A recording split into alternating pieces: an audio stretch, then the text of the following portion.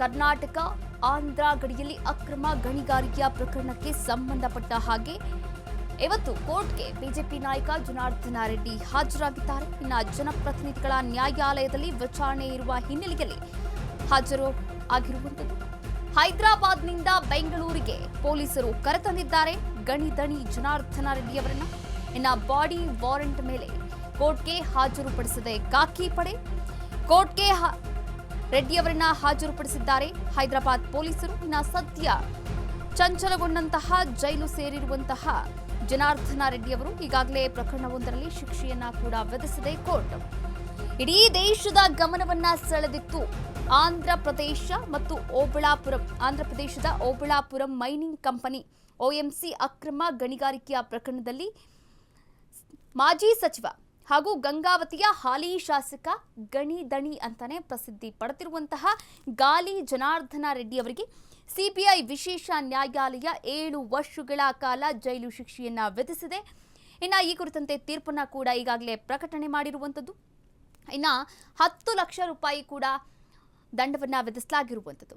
ಇದರ ಜೊತೆಗೆ OMC ಗಣಿ ಕಂಪನಿಗೆ 2 ಲಕ್ಷ ದಂಡವನ್ನ ಕೂಡ ವಿಧಿಸಲಾಗಿದೆ. ರೆಡ್ಡಿ ಸೇರಿದಂತೆ ಇನ್ನು 4 ಅಪರಾಧಿಗಳಿಗೆ ನ್ಯಾಯಾಲಯ ಒಂದು ಶಿಕ್ಷೆಯನ್ನ ಕೂಡ ವಿಧಿಸಲಾಗಿರುವಂಥದ್ದು. ಭ್ರಷ್ಟಾಚಾರ ನಿಗ್ರಹ ಕಾಯಿದೆ ಹಾಗೂ IPC ಸೆಕ್ಷನ್ 120B, 420, 409, 468 ಹಾಗೆ 471 ಅಡಿಯಲ್ಲಿ ಶಿಕ್ಷೆಯನ್ನ ಕೂಡ ಘೋಷಣೆ ಮಾಡಲಾಗಿರುವಂಥದ್ದು. ಇನ್ನು ಈ ಕುರಿತಂತೆ ಕೋರ್ಟ್ಗೆ ಇವತ್ತು ಜನಾರ್ದನ ರೆಡ್ಡಿ ಅವರನ್ನ ಹಾಜರುಪಡಿಸಲಾಗಿರುವಂಥದ್ದು. ಇನ್ನು ಜನಪ್ರತಿನಿಧಿಗಳ ನ್ಯಾಯಾಲಯದಲ್ಲಿ ವಿಚಾರಣೆ ಇತ್ತು, ಹೀಗಾಗಿ ಅವರನ್ನ ಹಾಜರುಪಡಿಸಲಾಗಿದೆ. ಈ ಕುರಿತಂತೆ ಇನ್ನಷ್ಟು ಮಾಹಿತಿಯನ್ನ ನೀಡ್ತಾ ಹೋಗ್ತಾರೆ ನಮ್ಮ ಪ್ರತಿನಿಧಿ ಅಜಯ್. ಅಜಯ್, ಇನ್ನು ಗಣಿದಣಿ ಜನಾರ್ದನ ರೆಡ್ಡಿ ಅವರನ್ನ ಕೋರ್ಟ್ಗೆ ಹಾಜರುಪಡಿಸಲಾಗಿರುವಂಥದ್ದು. ಇನ್ನು ಈ ಕುರಿತಂತೆ ಏನೆಲ್ಲ ಅಪ್ಡೇಟ್ಸ್ ಇದೆ? ಖಂಡಿತವಾಗ್ಲೂ ಕಾವ್ಯ, ಏನು ಹೈದರಾಬಾದ್ ಅಲ್ಲಿ ಇದ್ದಂತಹ ಒಂದು ಕೇಸ್ ವಿಚಾರವಾಗಿ ಅಲ್ಲಿ ಅವರು ಈಗಾಗಲೇ ನಾಂಪಲ್ಲಿ ಕೋರ್ಟ್ ಇಂದನೂ ಕೂಡ ಅವರಿಗೆ ಶಿಕ್ಷೆ ಪ್ರಕಟ ಆಗಿತ್ತು. ಅಲ್ಲೂ ಕೂಡ ಏನು 7 ವರ್ಷ ಶಿಕ್ಷೆ ಪ್ರಕಟ ಆಗಿ ಜೈಲು ವಾಸದಲ್ಲಿ ಇದ್ದಂತಹ ಜನಾರ್ದನ್ ರೆಡ್ಡಿ ಅವರನ್ನ ಈಗಾಗಲೇ ಇಲ್ಲಿ ಅಂದ್ರೆ ಜನಪ್ರತಿನಿಧಿಗಳ ವಿಶೇಷ ನ್ಯಾಯಾಲಯ ಏನಿದೆ ಬೆಂಗಳೂರಿನಲ್ಲಿ, ಅಲ್ಲೂ ಕೂಡ ಅವ್ರದ್ದು ಏನು ಇದೇ ವಿಚಾರವಾಗಿ ಅಕ್ರಮ ಗಣಿಗಾರಿಕೆ ವಿಚಾರವಾಗಿ ಕೇಸ್ ಕೂಡ ದಾಖಲಾಗಿತ್ತು. ಸೊ ಈಗ ಆ ಒಂದು ವಿಚಾರವಾಗಿ ಇವತ್ತು ಹಿಯರಿಂಗ್ ಕೂಡ ಇತ್ತು. ಹೀಗಾಗಿ ಅಲ್ಲಿನ ಜೈಲಿನಿಂದನೂ ಕೂಡ CBI ಅಧಿಕಾರಿಗಳು ಬಾಡಿ ವಾರೆಂಟ್ ಮೇಲೆ ಈಗಾಗಲೇ ಅವರನ್ನು ಕೂಡ ಈ ಒಂದು ಏನು ಕೋರ್ಟ್ಗೂ ಕೂಡ ಈಗಾಗಲೇ ಕರ್ಕೊಂಡ್ ಬಂದಿರುವಂತದ್ದು. ಇನ್ನು ಕರ್ಕೊಂಡ್ ಬಂದು ಇವತ್ತಿನ ವಿಚಾರಣೆಯನ್ನ ಇಲ್ಲಿ ಜನಾರ್ದನ್ ರೆಡ್ಡಿ ಅವರು ಕೂಡ ಎದುರಿಸಬೇಕಾಗತ್ತೆ. ಇಲ್ಲೂ ಕೂಡ ಅದೇ ವಿಚಾರವಾಗಿ ಅಂದ್ರೆ ಅಕ್ರಮ ಗಣಿಗಾರಿಕೆ ವಿಚಾರವಾಗಿನೇ ಇಲ್ಲೂ ಕೂಡ ಕೇಸ್ ಆಗಿತ್ತು.